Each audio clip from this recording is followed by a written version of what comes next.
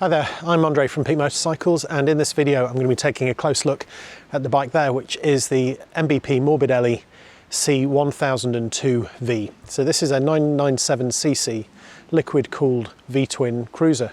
It's made by MBP Morbidelli, designed in Italy, manufactured in China, as so many things are these days. MBP is owned by Keeway, and they've bought the Morbidelli brand, and this is one of the bikes from their range. Now, if you saw my video from the Keeway stand at EICMA 2023, I did actually see this bike, and also its sister bike, which we don't have here yet, which is an adventure bike based around this same platform. I'll give you a close look at the bike, and you can see what you think. There will be a separate video where I take it out for a ride, but for now, this is just a close look at the bike, so hopefully you can see some of the details that are on it.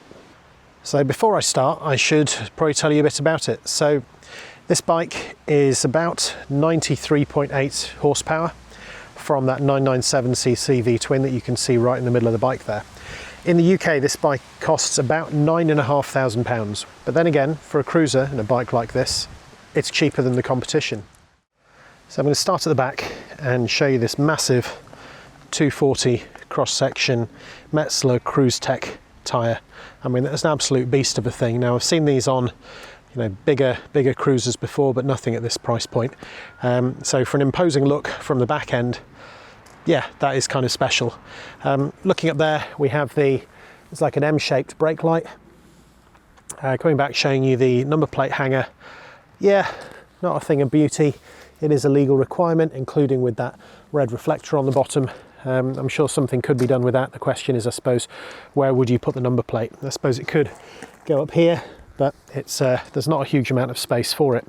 So if I come around the side, I can show you in here we have the belt drive. So this is a toothed belt that drives the rear wheel.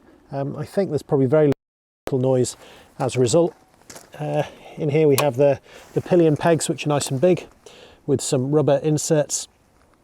Coming down this side, I think you can see I believe that banjo bolt there is probably for the hydraulic clutch, which I will come to in a minute. I'll show you the engine properly from the other side, where it's not leaning over this way. But the other things to point out in here is the expansion tank and the coolant level. This is a liquid cooled bike. And then coming down here we have the gear lever and this big rubber footrest. What I should also point out is this side stand. Now, side stands are rarely a thing to get excited about. This one is quite short and stubby, and if you've seen what the side stand looks like on a Harley, they're like a big long arm that comes a long way out to the side, and I'm always a bit worried that it's not going to hold the weight of the bike. I mean, they always do, but looking at that, that's very stout, very solid, looks like cast alloy, and I think that will do the job very well. Coming back up this side, you can see it's got these metal panels on the side, one there, and then one through there on the front. That's kind of like a brushed gunmetal colour. Coming around to the forks, not a huge amount of suspension travel on here, but they are upside down forks. There's twin discs on that front cast wheel. Scottish shape brake calipers, braided brake lines as standard, which is a nice touch. A lot of bikes don't have that. Coming round, show you the same on the other side. That is the other disc. Sorry about the some of the muck that's got in there. I have been riding it around the Peak District today, and it did rain. Yeah, so LED headlamp. It's got 4 elements in there and like a driving light as well, not to mention the LED turn signals. Right, so coming around this side of the bike, it's very much the same as the other, but you get a better view of the engine. There is the master cylinder for the rear brake. The rear brake pedal, which has a rubber end. There's another big rubber footrest in here. You can see that 997cc V-twin a little bit closer from this side. So those are kind of faux cooling fins because it is liquid cooled, but it is very tidy.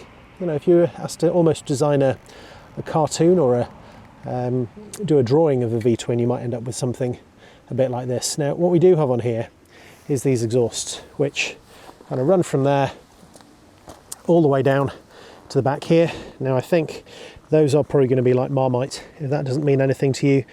Some people will love them, some people will hate them.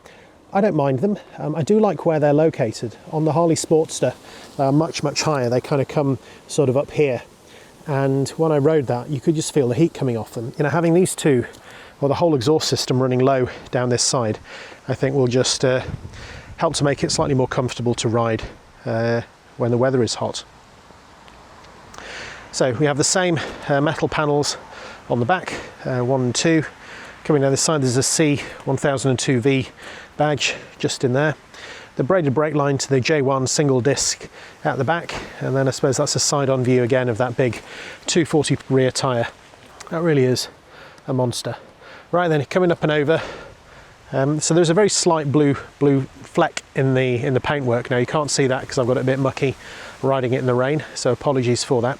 The pillion seat, yeah, there's a bit of give in that. It's not huge, but it is a lot higher.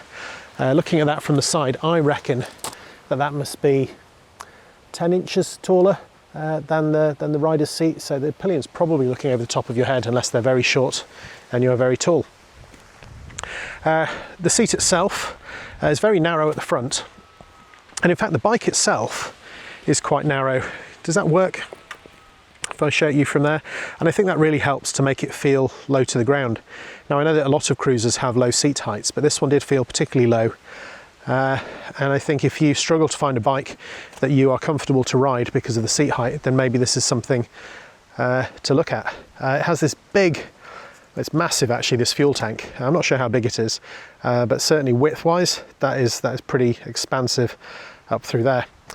We then have a lockable fuel cap, which is alloy, a nice little lift to open. We have the dash. Do we want to see the dash?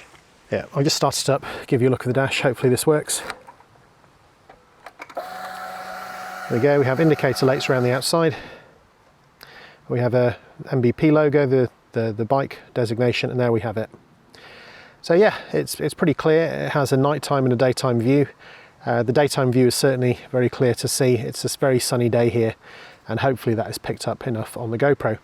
Another quite nice feature that we have on here is if I push the info button, which I'll show you in a moment, it does come with tyre pressure monitors as standard, which is a nice touch. It's got a gear indicator, it does come with ABS, it does tell you what the range is. Just to show you some of the controls and the mirrors. So the mirrors themselves, they're okay, they do the job. They just matte black on there. We have the hand grips, then on this side there is a mode button underneath there, which is for sports mode. And then we have a backlit button for to backlight the controls, and a starter. Then we have the master cylinder for the front brake. We have the dash, and then on this side we have the master cylinder for the clutch. We also have a USB port. It comes with cruise control, and then we have the information button. That's what I was pushing to cycle through the tyre pressure monitor on and off, turn signal, horn, and emergency blinkers, and then another mirror here. Now the levers themselves, nothing particularly special, but they are alloy. They are adjustable with 5 settings for the clutch. And when I come around to the brake side, that is far more adjustable with just a finger wheel in there that you could turn to move that in and out. So altogether as a package, I actually quite like that. Now, I'm not a big fan of cruisers in general. If cruisers are your sort of thing, and any of the things that I've pointed out that I wasn't that keen on are inherently part of what a cruiser is, then you have my apologies. But, you know, there's a horse for every cowboy or cowgirl, and cruisers, I've tried a few of them. You know, I've ridden the old Harley Sportster, the air-cooled 1200. I've ridden a V-Rod, I've ridden a BMW R18, I've ridden a Ducati Diavel with forward pegs, and none of those really took my fancy enough to ever have one in my garage. But I do persevere because I tend to like most things on 2 wheels, and I'm sure one day I'll find one that really does meet what I need. So that is it. That is my quick look at the Morbidelli MBP C1002V cruiser. I think it looks quite interesting. You know, a lot of the bikes that I come across tend to be in the adventure segment just because that's what I'm interested in, that's my audience, but I'm always happy to check out something different. So I hope that's been interesting and useful. If it has, please check out my other content, and maybe I'll see you there. Thanks for watching.